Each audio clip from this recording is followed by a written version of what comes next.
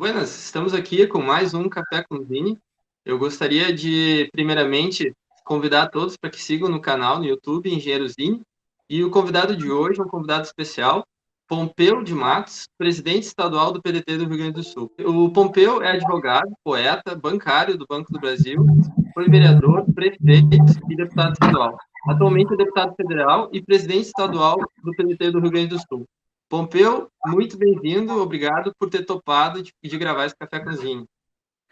Olha aí, prazer em falar contigo e com teus internautas, teus seguidores, que sei não são poucos, afinal de contas, tu aí tem um público cativo que gosta de ti, da tua apresentação, dos programas que tu faz, e eu aproveito para tomar um café com o Zine, então, né, e fazer esse bate-papo contigo, te parabenizar pela iniciativa, pela disposição. Afinal de contas, um engenheiro químico que faz uma comunicação como tu faz é muito importante. Aí uma trajetória já bonita, não só como engenheiro químico, agora já está doutorando em engenharia química, funcionário da Secretaria de Estado da Saúde, concursado, tem um jovem, mas muito preparado. E eu sei que daqui a pouco vai ser o nosso candidato a vereador em Porto Alegre. É um desejo do PDT de Porto Alegre, do PDT gaúcho, que eu tenho a honra de presidir, e tenho certeza que muitos amigos teus também te apoiam e querem, até porque nós precisamos melhorar a política, e para melhorar a política a gente melhora colocando políticos melhores, pessoas melhores, gente melhor, gente boa, gente capacitada e preparada como tu és. Então é um prazer muito grande estar contigo aí no Café com Ozine. Obrigado, Pompeu, fico honrado com a tua fala. Pompeu, após essas duas ameaças de golpe, em menos de uma semana, uma por parte do ministro Heleno e outra por parte do deputado Eduardo Bolsonaro, as especulações sobre a possibilidade de um golpe militar fazem parte do debate entre aqueles que prezam pela democracia. Apesar das declarações dos militares da ativa e do vice-presidente da República desmentindo que exista uma conspiração contra a democracia, o fato é que até agora não houve punição para nenhum pregador do rompimento da institucionalidade depois que Eduardo Bolsonaro banalizou o discurso no final de outubro do ano passado. Na ocasião, ele declarou no programa da Leda Nagli que o governo poderia editar um novo AI-5, caso a esquerda resolva radicalizar, como no Chile. O STF já pediu que a PGR se manifeste quanto ao pedido de impeachment do ministro Heleno. Eduardo Bolsonaro, pelo que parece, será denunciado ao Conselho de Ética por sugerir a articulação de um golpe. Pompeu, tu acredita que dessa vez os pregadores do golpe serão punidos? Olha, primeiro, eu vou dizer para ti, eu não acredito em golpe. Vamos deixar bem claro. Agora, aquela velha história, confia na Virgem e não corre para ver. Então, eu não acredito em bruxas, mas como diz o poeta, pelo que lazai, lazai, sou da costa do Uruguai, meu velho pago querido, e por andar desprevenido há tanto guri sem pai. Então, nós temos que nos prevenir, nos prevenir. É melhor prevenir do que depois remediar. E combater na origem esses arroubos de ditadura, como o general Heleno fez e como o Eduardo Bolsonaro está fazendo. Aliás, ele já vem de longe. Na campanha, ele diz que um jipe, um cabo e um soldado servia para já era o suficiente para fechar o Supremo. Então é uma arrogância, uma prepotência, assim, é algo incomensurável, né? E ele continua fazendo isso. Só que quando ele é levado a dar a explicação, ele recua, ele se encolhe, muito próprio do papel do covarde. Porque essas pessoas são covardes, eles não têm coragem, porque eles fazem arroubos de ditadura, são microditadores em si próprio, e eles não conseguem ir adiante. E nesse contexto, nós não temos um presidente da República, nós temos uma família presidencial. E aí está a preocupação, porque o Carlos Bolsonaro tem uns 15 parafusos a menos e umas ruelas a mais. O Eduardo Bolsonaro, com esses arroubos, né, de mini ditador, e o Flávio Bolsonaro cheio de problemas que desnecessário faz aqui colocar. E aí eles três, no ouvido do Bolsonaro, que também falta parafuso. Então nós temos ali uma família presidencial muito complicado. E não foram eleitos, nós não elegemos uma família presidencial, o Brasil não elegeu uma família presidencial, o Brasil elegeu um presidente, cujo presidente não governa nem o seu próprio governo, quanto mais governar o país. Porque se ele não se entende nem com ele, com os deles, por eles, para eles, e quanto mais fazer um entendimento para o Brasil. Agora, por exemplo, na pandemia, o Bolsonaro, como não tem projeto, o que ele faz? Ele briga com o STF, briga com a Câmara, briga com o Senado, briga com a OAB, briga com a Organização Mundial da Saúde, briga com o seu ministro da Saúde, que ele escolheu, retira, bota um outro da sua escolha, briga também. Agora botou um PM lá, PM quer dizer pau mandado, botou um pau mandado lá, que é interino, né, exatamente para não dar, nem sequer ter autonomia de fazer. O presidente receita remédio, ele receita cloroquina, ele não é médico. Eu sou advogado. Eu, se tiver um problema de saúde, eu procuro um médico.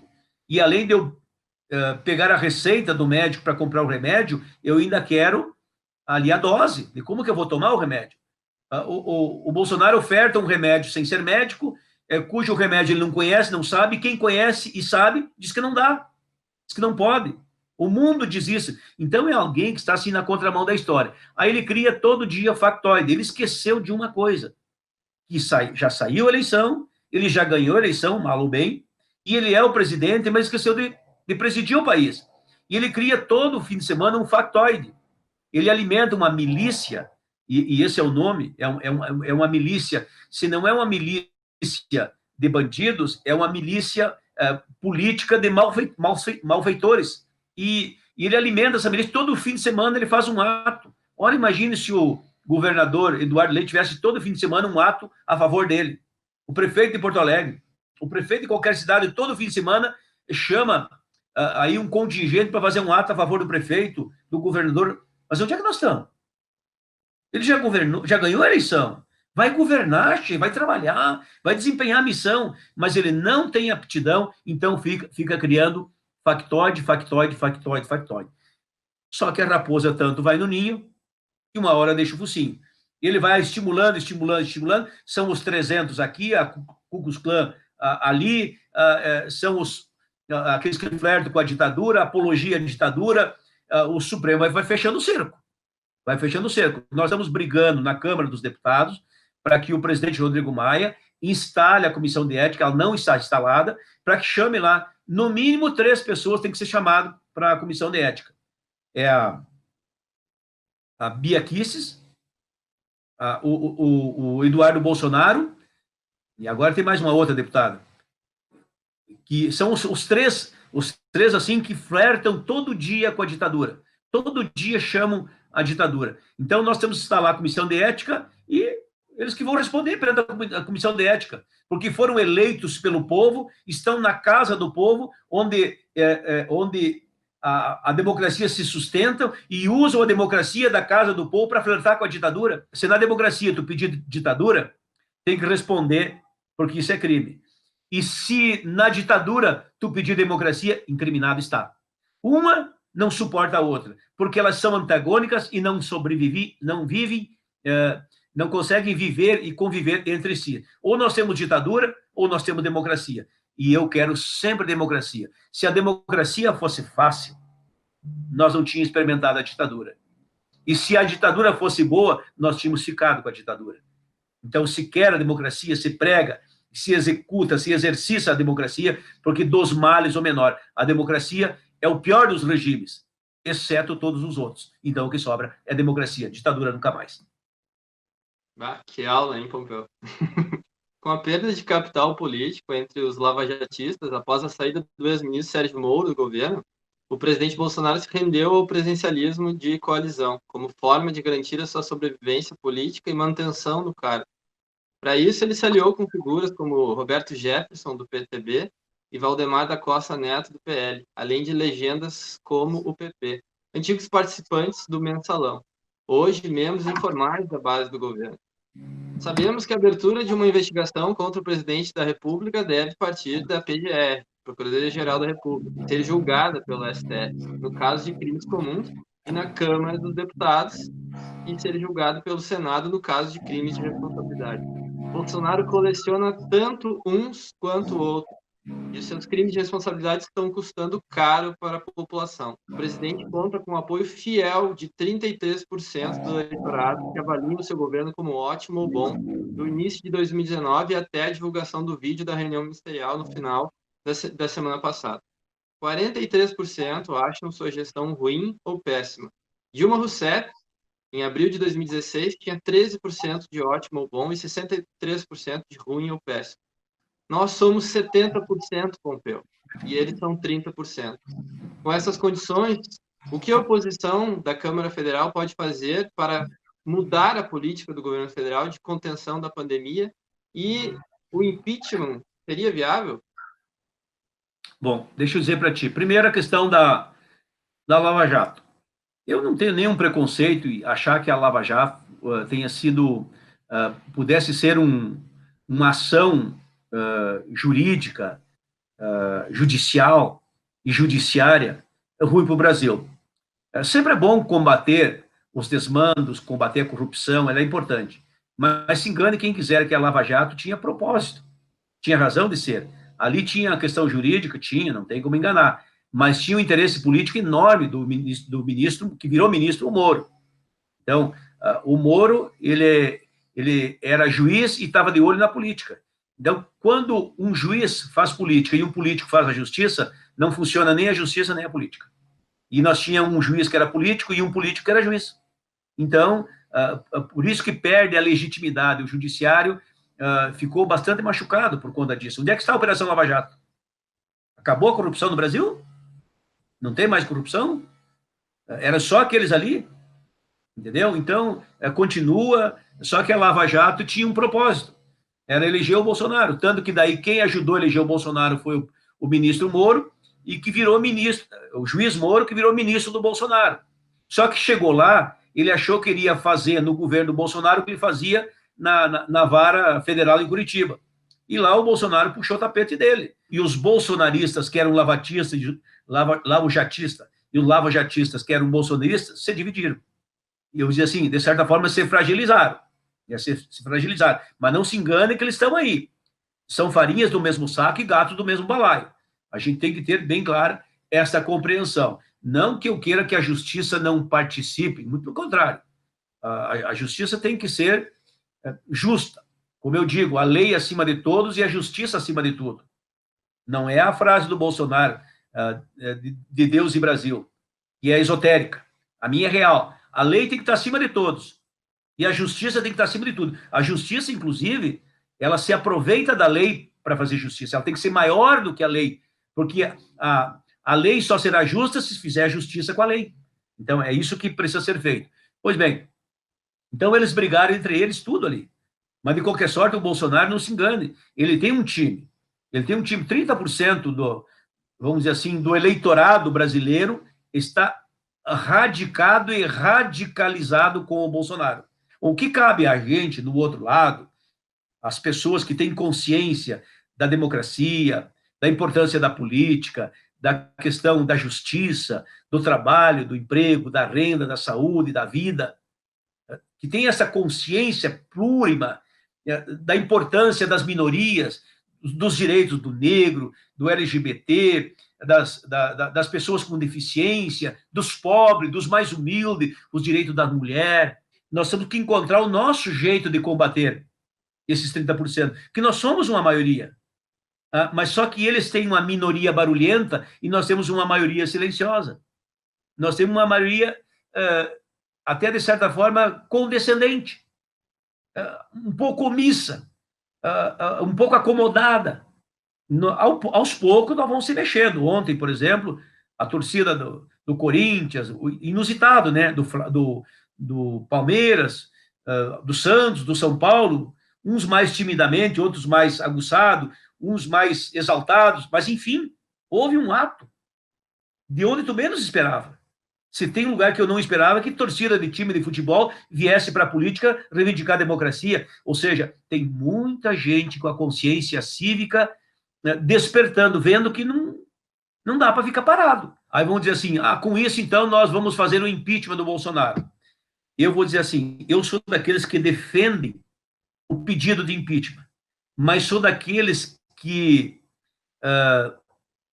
tenha o cuidado necessário e suficiente para examinar o momento. Uma coisa é tu pedir o impeachment, outra coisa é tu fazer o impeachment. Então, o impeachment, ele é um movimento tão forte, mas tão forte, que ele é perigoso para um e para outro. Para quem toma o impeachment, para quem faz o impeachment. Para quem toma, se tomou o impeachment, é muito ruim. E para quem faz, se faz e não dá, é tanto pior. Entendeu? Então, nós temos que ter maturidade, compreensão, seriedade e responsabilidade com o país. Então, eu digo assim que o Bolsonaro, por seu comportamento belicoso, por não entender ou não querer entender, ou por ser conveniência sua fazer essa belicosidade, porque isso ele cria uma espécie assim de subterfúgio, enquanto essa briga está acontecendo, ele, Bolsonaro, vamos dizer assim, passa incólume em termos do seu governo, porque ele está é um desvio da atenção. A atenção da governança, da gestão, é desviada para uma outra atividade. O povo não percebe a incompetência do governo dele, porque nós estamos engalfinhados numa briga. Então, a primeira crise, a de saúde, a outra, em decorrência da crise de saúde, como efeito colateral, é a crise econômica, e a terceira é exatamente a do Bolsonaro, que é a crise política. Quando a política devia ser usada para combater a crise de saúde e a crise econômica. Não, a política criou uma outra crise sozinha. Aí juntou as três numa só. Por isso, então, eu concluo dizendo que a oferta e o pedido de impeachment do Bolsonaro é necessário. Aliás, tem mais de 30. Acho que já chegou a 40 pedidos de impeachment do Bolsonaro. Eu só digo assim, o impeachment tem momento, ele tem que estar no ponto, tem que estar maduro. A gente dá tempo ao tempo, para que com o tempo tenha tempo, desde que não perca tempo, chega o tempo no tempo certo. Então tem que ter um tempo certo. Se tu fizer o impeachment, e o impeachment não se consumar, porque são só 171 votos, que a Dilma, lamentavelmente, não conseguiu.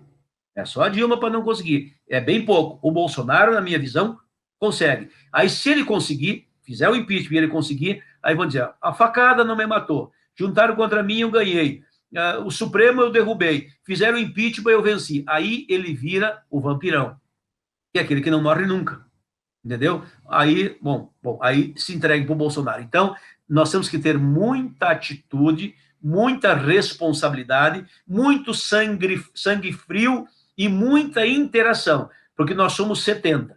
Mas eu diria assim, se juntar, nós somos menos de 30. Porque não junta os 70 num bloco só. Tu junta 10 aqui, 15 lá, 20 lá, e um fala uma língua, outro fala outra língua, um tem uma visão, outro tem outra visão, e nós viramos uma torre de Babel, enquanto que eles falam a mesma língua, pensam do mesmo jeito, agem do mesmo jeito, ouvem o mesmo líder e fazem do jeito que o líder deles manda, ainda que seja pro mal. Por isso nós precisamos nessa agora muita calma, muita inteligência, muita compreensão, muita responsabilidade, para que a gente possa agir de maneira certa, no tempo certo. Acho que tem razão, pô. E também pensar que esses 30% tem que se diluir, depende da gente poder estar conversando, né? Mas, aproveitando esse contexto que eu estava puxando da pandemia, com o esforço do parlamento brasileiro, foi aprovado o auxílio emergencial de R$600, né, para ajudar a população mais necessitada. A ideia inicial do governo Bolsonaro era um valor de R$200. E eu queria te perguntar, Pompeu, como é que foi essa articulação lá na Câmara Federal em relação à oposição para conseguir chegar nesse valor maior e conseguir aprovação? Olha, na verdade, a proposta inicial do presidente Bolsonaro e da equipe econômica, o Paulo Guedes, era R$200. Nós, na oposição, pedimos 1.050, que é o valor do salário mínimo, que é o mínimo necessário para uma pessoa sobreviver durante um mês. Aí subiu para 300, 400, 500, e aí no final fechamos em R$600, sendo que a mãe, chefe de família, recebe em dobro. Uma coisa que eu quero, outra coisa que eu posso. Quanto eu posso daquilo que eu quero. Então, nessa altura, é o que era possível diante daquelas circunstâncias. Mas aí vem alguns detalhes que são interessantes. Por exemplo, quem recebe? Nós ampliamos isso, inclusive, com um esforço muito grande do Senado, segmentando entes sociais que têm acesso ao crédito, vai desde pescador, a cabeleireiro, o cabeleireiro, o Instituto de Beleza, o taxista, o pessoal do Uber, e aí vai indo, entendeu? Naturalmente, as pessoas que estão desempregadas, subempregadas, autônomos, chega aí a 60 milhões, só que o governo ficou desdenhando disso, e não está preparado para isso, ao ponto que tem aí 30 mil presidiários que receberam. No entanto, eu conheço milhares de pessoas que não receberam, e merece. Então, o governo não está bem concatenado. Além disso, tem muita gente que ficou de fora da lista, que deveriam ser incluídos, e muita gente que foi incluída. Tem lá quase 100 mil militares que receberam. Né? E eu vou dizer para ti, eu não imagino que um militar seja criminoso ao ponto de ir lá correr atrás de 600 reais, cometer um crime de falsidade ideológica, de mentir para receber. Para mim, eles foram induzidos, entendeu? Má informação, o governo não soube se comunicar, tanto que eles vão ter que devolver tudo. Eu apresentei um projeto de lei, eu apresentei 20 projetos de lei no período da pandemia. Já aprovei 3 projetos de lei, dos 20. E tem 2 que eu estou brigando muito, que são muito importantes. E um terceiro, que é para a questão do apoio, a ajuda, auxílio emergencial, ela não fica em 3 meses só. Esse auxílio não fica só em 3 meses. Que vá até dezembro. Por quê? Agora é pandemia. Mas nós não estamos dando dinheiro para a doença. Nós estamos dando dinheiro de socorro econômico para as pessoas. A doença, ela pode até terminar em 3 meses, 4 meses. Mas a questão econômica não termina aí. Ela perdura. Então, a pessoa não terminou a pandemia e no outro dia está empregado. Não, não vai ser assim. A economia vai retomar vagarosamente, lentamente. Então, eu quero que essa ajuda emergencial continue até dezembro, até que a economia vá, porque eu tenho certeza que se a pessoa, vamos dizer assim, ali em agosto, em setembro, tiver a chance de ter um emprego, receber 600, ela vai querer um emprego. Então, à medida que a pessoa vai retomando a economia, ela vai deixar de receber os 600 porque ganhou um emprego. Ou seja, é uma retomada gradual, madura, séria, segura, responsável. Por isso que eu estou lá com esse projeto, pedindo que tenha esse recurso seja ampliado de 3 para até 6 meses, ou enquanto a pessoa não tiver um emprego ali, arrumou um emprego, ela sai da lista, ela foi trabalhar formalmente, sai da lista. Então, são coisas assim que a gente está trabalhando, e o auxílio emergencial, ele foi positivo, foi fundamental, a Câmara, o Congresso fez a sua parte, mas isso é pouco diante da pandemia, diante da crise econômica que nós estamos vivendo, e pior, que ainda vamos viver. Pompeu, um outro projeto que é de tua autoria, o projeto 2080 de 2020, ele cria indenização à família de profissional da saúde falecido ou incapacitado em virtude de contaminação por Covid durante o exercício profissional, né? Eu, como servidor do SUS, há 5 anos, eu estou na Secretaria Estadual da Saúde do Rio Grande do Sul. A gente está organizado em 19 coordenadorias regionais do estado e eu já viajei, fui prestar apoio para cada uma delas e conheço muitos dos nossos servidores da saúde que atuam e nesse momento de pandemia eles eram prioridade de que tivessem com as suas atividades mantidas, né?